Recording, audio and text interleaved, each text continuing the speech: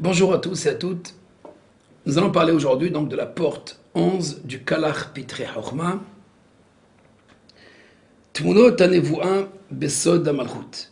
Nous allons voir donc les images de la prophétie à partir donc de la Sfirat Malchut. Nous avons déjà parlé dans nos cours précédents sur cette dernière Séphira, c'est-à-dire cette dernière expression de la divinité par laquelle l'Éternel va se révéler.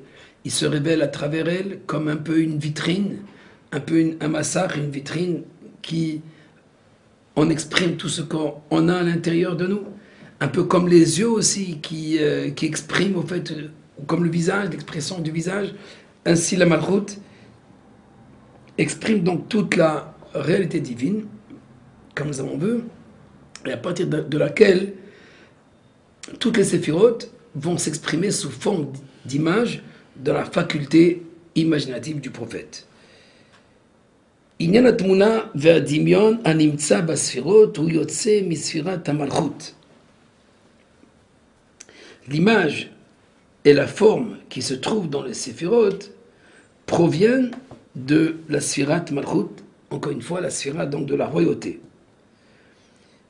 Shehi shoresh la tartonim, qui est la source de toutes les créatures. Donc ici, d'une manière claire, le Rambam nous dit que la malchut étant donc la source de toutes les créatures, donc tous les êtres séparés, que ce soit les anges, les âmes, les créatures matérielles, elle est la source donc de tout, y compris donc de la forme, puisqu'en fait elle donne naissance à travers les palais. En fait, ici on n'en parle pas encore de cette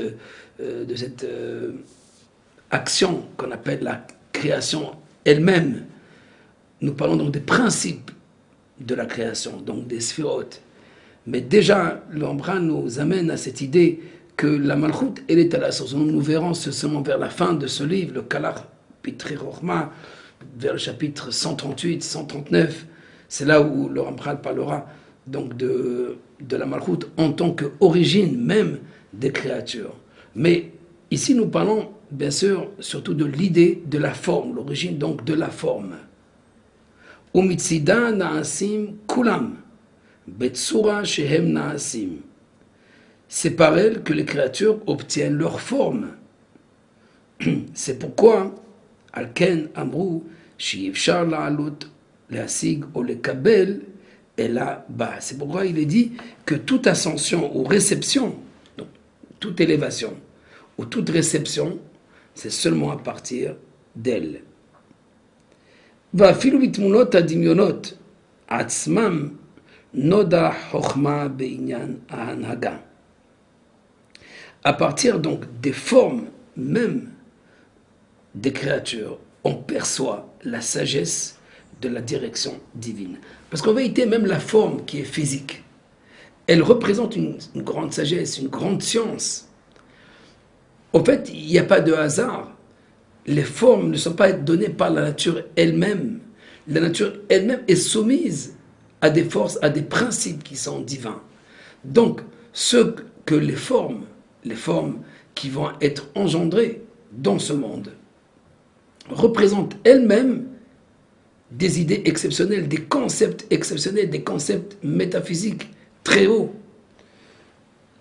Donc, à partir même des formes, on peut percevoir, donc remonter, c'est pour ça qu'il dit toute ascension, donc toute élévation, on peut remonter à une sagesse de la direction divine. Chochma be'inyan hanaga. Ki noda tzricha shchina le'anhig letzorech ha'inyan ha'u lavi'o latartonim. Parce qu'on saisit par là comment la Malchut, cette royauté qui, elle, est appelée aussi, encore une fois, la présence divine, est appelée la présence. Donc la Shrina, comme la Malchut, ce sont des synonymes. Donc, on saisit par là comment la Malchut doit conduire pour atteindre les créatures. Donc, doit arranger les choses pour atteindre et amener tous les événements aux créatures. אבל מתוכה משכילים הדברים למעלה ממנה, ששם הם כוחות ומידות ממש. Mais mieux encore, nous dit le Ramchal, à partir de la Malchut, on comprend les sphirotes, qui sont donc d'un niveau supérieur. Les sphirotes, les grandes sphirotes, n'est-ce pas, qui sont donc le Keter, la Chokhmah, etc., toutes les premières sphirotes. On comprend par là toutes les mesures et les forces par lesquelles l'Éternel crée le monde et le dirige et fait donc l'histoire.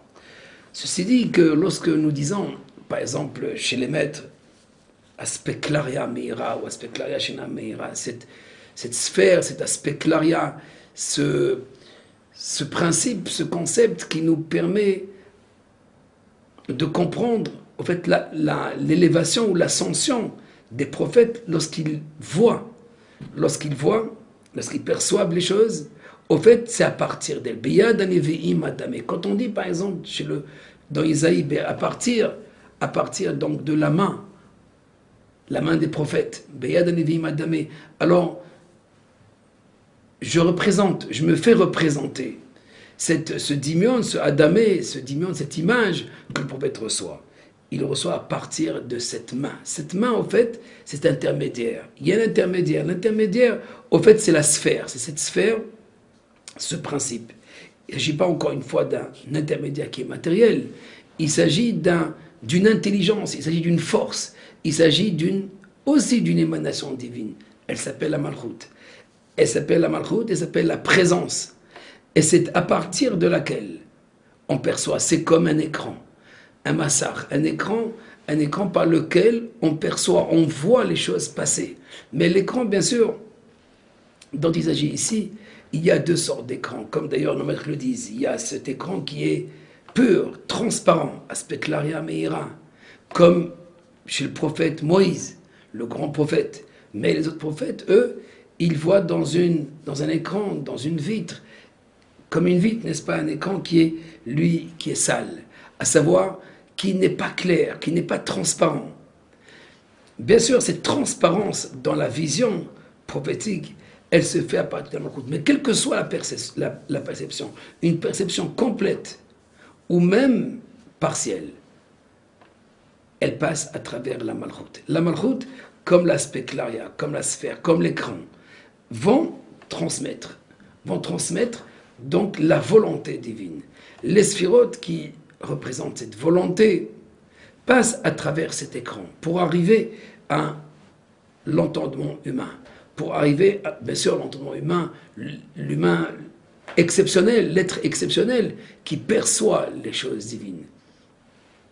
Donc, dans cette porte, le Ramchal ajoute quelque chose à propos donc de la Malchut. La Malchut, elle, comme nous avons dit, c'est la Tmuna, Tmunat Hashem Yabit. Lorsque Dieu se révèle à Moïse, alors bien sûr, il se révèle panim et panim, nous disent nos maîtres. La Torah elle-même parle de cette face à face, face dans la face, panim et panim.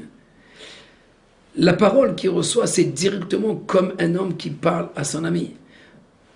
Et bien sûr, nous parlons de qui? Nous parlons de l'être suprême, de l'éternel. Nous ne comprenons pas de quelle manière la parole divine peut atteindre l'être humain. C'est le phénomène de la prophétie qui l'explique. Le phénomène de la prophétie explique justement cette possibilité, cette accession. Cette accession, au fait, c'est la Malchut. C'est la Malchut, elle, qui permet, comme on dit ici, et là-bas. Il est impossible de s'élever. Il est impossible de recevoir qu'à partir d'elle, à partir donc de la Malchut. C'est la Malchut, elle, comme nous avons dit, c'est la clé de voûte. C'est la clé de voûte, c'est cette accession, c'est la shrina, c'est la présence. C'est ce que les prophètes perçoivent. Mais c'est elle aussi, la shrina, elle qui est à l'origine de toute la créature. Bien sûr, pour que les créatures sortent elles-mêmes, ils ne sortent pas directement de la présence divine. Ils sortent à travers l'émanation de cette présence qui passe à travers un phénomène qu'on appelle les palais, comme nous n'avons pas encore appris donc cet enchaînement de cette émanation jusqu'à arriver au monde de l'Ansia, au monde de l'action. Donc arriver dans ce monde de l'action, de cette émanation de la présence divine, alors vont sortir les créatures. Mais d'abord, avant même que les créatures sortent. Il y a donc cette idée de la forme. Cette idée donc de la forme des créatures, c'est ça que le prophète voit, c'est ça que la Kabbalah parle. Lorsque la Kabbalah parle donc des expressions des sphirotes, sous différentes formes, que ce soit des formes de visage humain ou même des formes de certains animaux. Il faut savoir que nous parlons que d'une symbolique, et cette symbolique qui représente au fait des actions de Dieu. C'est la manière par laquelle Dieu se révèle. C'est la manière dont Dieu parle aux prophètes, par ses images. Et nous l'avons vu aussi, que ce soit chez Jérémie ou chez Isaïe et d'autres prophètes. Ils ont vu donc des images, comme Ézéchiel, surtout Ézéchiel, lorsqu'il parle du chariot. Donc, la Merkava, qui elle, ce chariot, qui lui, c'est la Harkava Tamerorot, comment ces émanations, comment ces flux s'enchaînent l'une de l'autre, s'habillent l'une dans l'autre. C'est ça la Merkava. C'est la manière dont ils s'enchevêtrent l'une avec l'autre pour agir, pour créer. Donc, les séphirotes, dans ce double rôle et de la création et de la direction, au fait, passent toujours par la Malchut. La Malchut, elle, c'est leur possibilité de s'exprimer à travers le ondor divin. Le ondor divin, le dor divin, à savoir tout le temps que nous sommes dans le monde de l'émanation qu'on appelle donc le Olam HaAtzilut, le monde divin, le monde propre des séphirotes, il est impossible à ces séphirotes de s'exprimer autrement que par la Malchut. La Malchut qui est la clôture, si on peut l'appeler ainsi, ou le portail, ou la fenêtre même de ce monde de l'Atzilut entre ce monde divin et tous ces mondes des créatures. C'est là où l'âme humaine s'élève pour atteindre ces visions, la vision prophétique. C'est là que les kabbalistes ont perçu toutes ces images qu'ils nous ont transmises pour expliquer les modalités de la divinité par lesquelles il agit l'Éternel, et aussi bien dans la création que dans la direction divine. Voilà donc pour ce cours, pour cette porte 11. Nous verrons encore, bien sûr, l'image principale qui est représentée en vérité dans la Kabbalah, c'est l'image de l'homme. Et d'ailleurs, même chez le prophète Ézéchiel, cette image donc de l'homme, Tmut Adam, d'ailleurs la Torah elle-même, lorsqu'elle parle de la création de l'homme, Naaseh Adam, nous allons faire l'homme à notre image. Nous comprendrons donc d'une manière beaucoup plus profonde dans la prochaine porte, la porte 12, sur cette idée ou l'image principale qu'on appelle donc Tmut Adam. Voilà donc pour aujourd'hui et à bientôt.